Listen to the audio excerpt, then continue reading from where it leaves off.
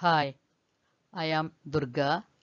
I am going to take the topic on marketing management. We have completed two modules. Now I am going to present the topic on product.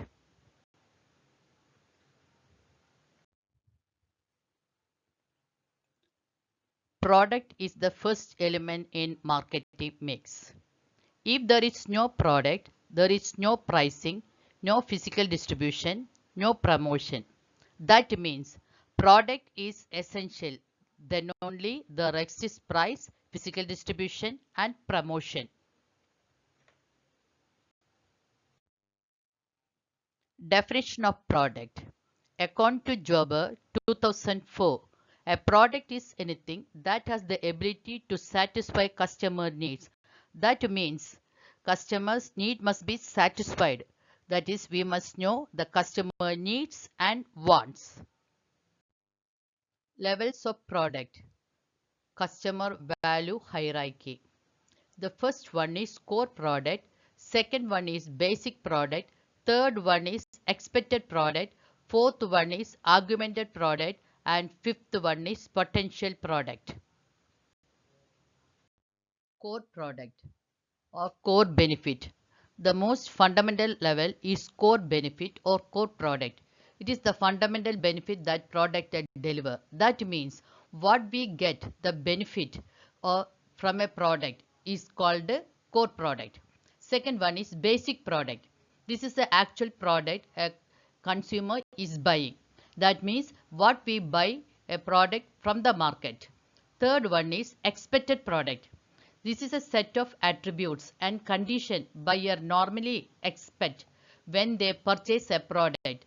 That means the customer has got some expectation when they buy the product. That is, some attributes is necessary for that product. That type of product is called a expected product.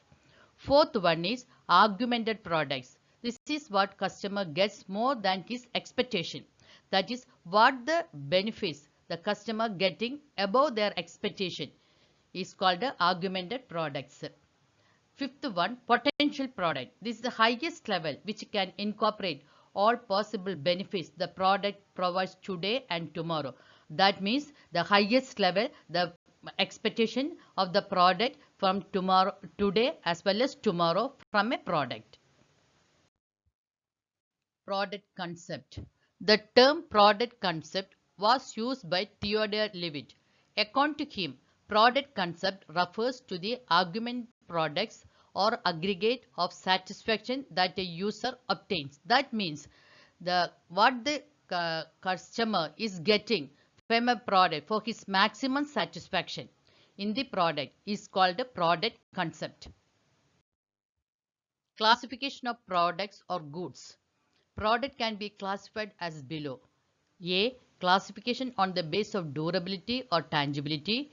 B. Classification on the base of consumption. That means classification on the base of durability or tangibility, how much the product can be used.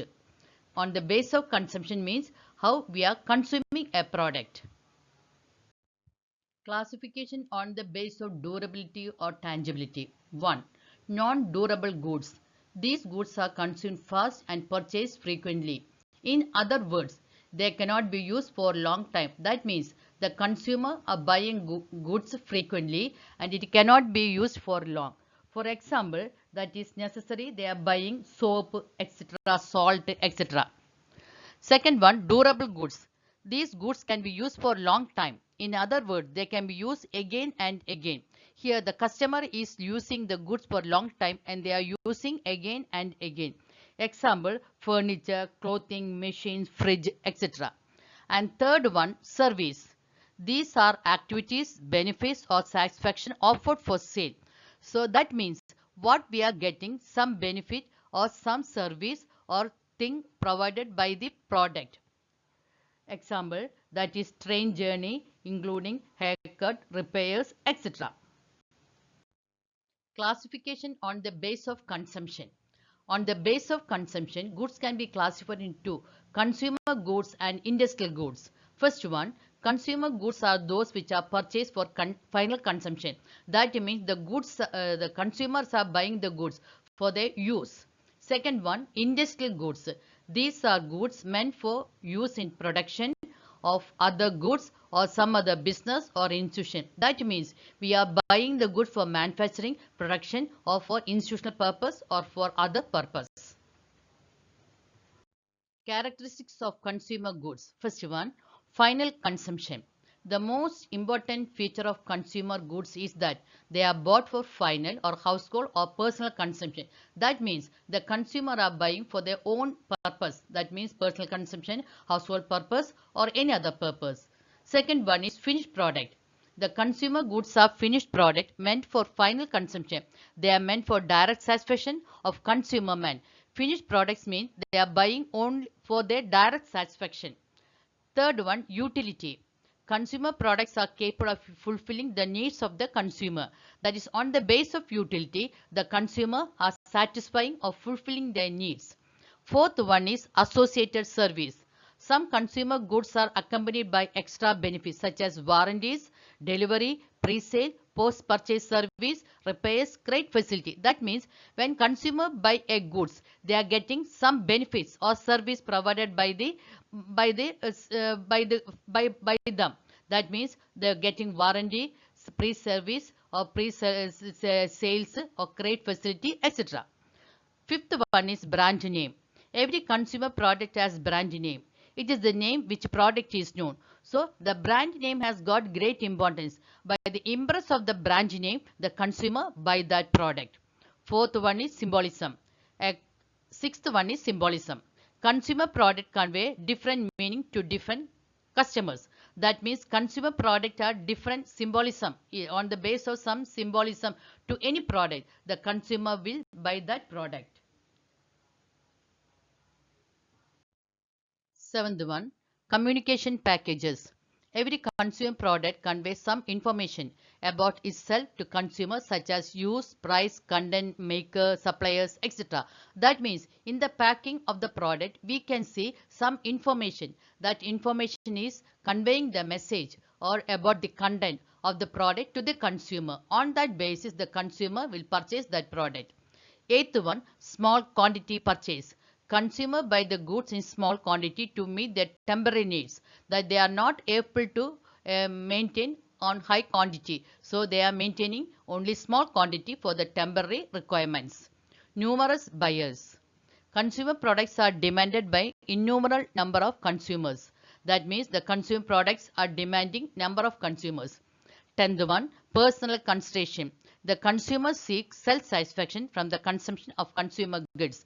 That means the consumer must get some satisfaction for the personal satisfaction.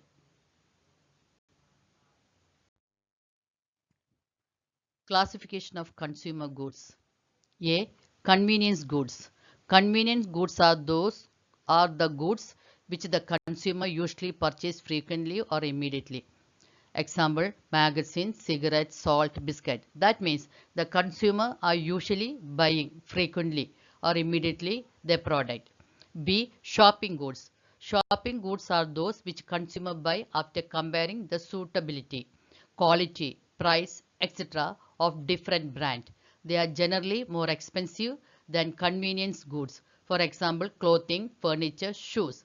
That means by comparing the goods, convenient goods, and they are buying the product of different brands on the basis of quality, price considering. C. Specialty goods. These are goods which have special feature, some unique characteristics, and buyers make special effort to buy them. For example, to purchase Ray-Ban sunglass, the customer will be ready to search the shop where it is available and go there even if it is far off. That means some goods are unique features. By getting that unique features, the customer is searching that shop and getting that product. D. Unsought goods. These are goods the consumer does not know about or does not normally think of buying. For example, insurance policy. That means the consumers are not aware of the service or benefit. By understanding, they are purchasing that goods or service. Now, second part is industrial goods. That means the goods which are used for production or manufacturing or for institutional purpose. Classification of industrial goods. 1. Raw materials.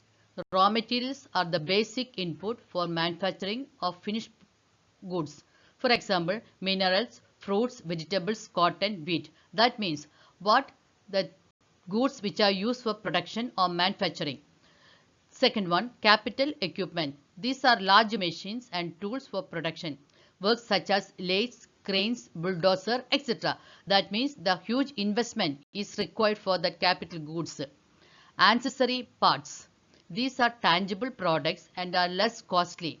These include computer, hand tools, motor, photostat machine, etc. That is other parts which are necessary for the main product. Component parts. These are assembled into final products. For example, lamps, piston, radiators, air conditioner. That means for the main product, some other parts are necessary for complete product. Supplies. These are usually indirect items that contributes to the production of end part. Sixth one, industrial or professional service. These are intangible products required by organizations in different industry to run operation. That means for professional service, the intangible products are required for the smooth functioning. Now I have mentioned industrial goods and consumer goods. Industrial goods means the goods which are used for manufacturing production, and consumer goods means the goods which are used for final consumption by the consumer. We can see the difference between consumer goods and industrial goods. First one, in the industrial goods are used by the producers. In the case of consumer goods are used by the final consumer. That means industrial goods are used by the manufacturers or producer for production, and consumer goods are used for final consumption by the consumer.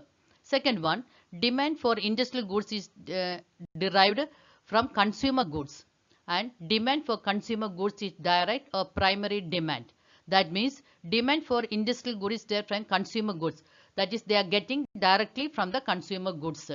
And demand for consumer goods is direct or primary need demand. Third one, industrial goods are available for further production. Consumer goods are available for final consumption. Industrial goods are using again for production, and consumer goods are only for final consumption. Fourth one, volume of purchase of industrial goods is high. Consumer goods volume of purchase of consumer goods.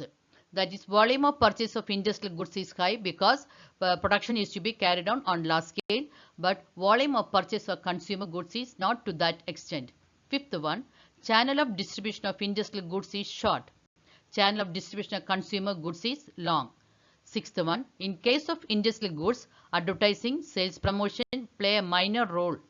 In case of consumer goods, advertising, sales promotion play a major role. That means in case of industrial good, advertising, sales promotion only to the certain area. In the case of consumer goods, advertising, sales promotion because to the whole consumers. Seventh one, in case of industrial good, number of buyers are few. In case of consumer goods, number of buyers are large. In the case of industrial goods, it is only specialized area. In the case of consumer goods, the consumers are large.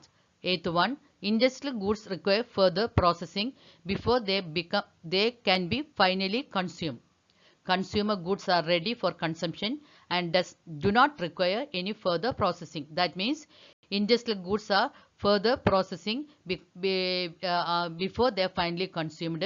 Consumer goods are ready for final consumption. Dear students, I hope all of you have understood this topic. Thank you for listening and watching this video. If you have any doubt, please contact me. Thanking you once again.